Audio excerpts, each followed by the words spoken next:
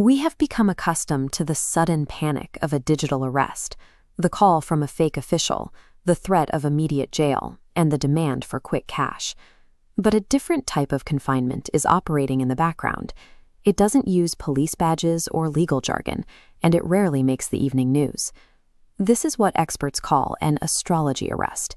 It is a psychological trap where the victims effectively lock themselves away.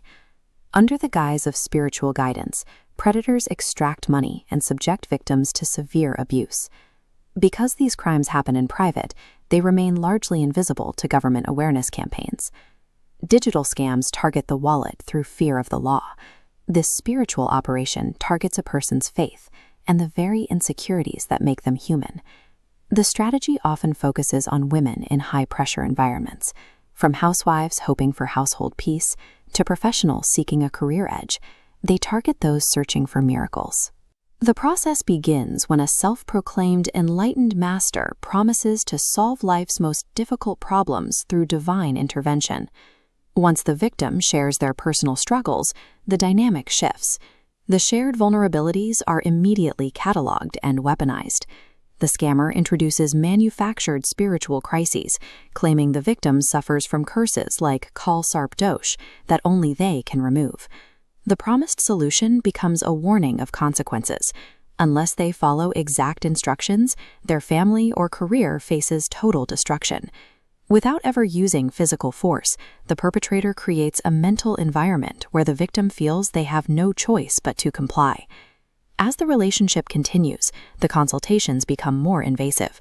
Scammers often record private confessions or request compromising photos under the pretense of spiritual transparency. These records then become the basis for extortion. Victims must pay lakhs of rupees for expensive rituals to keep disaster at bay. In the most severe cases, this psychological control leads to physical and sexual exploitation, often framed as a necessary form of spiritual practice. The case of Ashok Karat in Maharashtra illustrates exactly how this predatory model works in the real world. Karat presented himself as a prophet, using that authority to extort wealth and violate the dignity of those who came to him for help.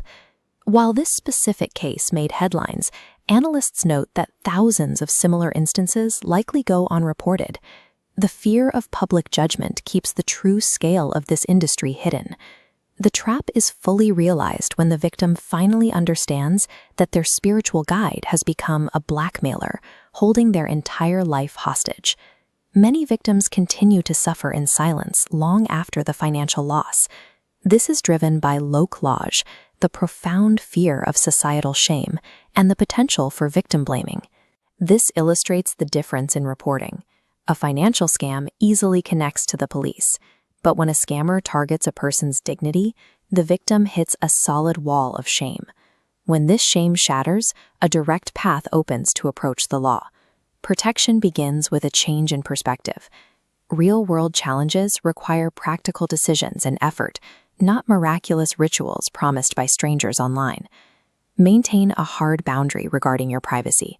Never share intimate vulnerabilities, personal photos, or private videos with online spiritual guides.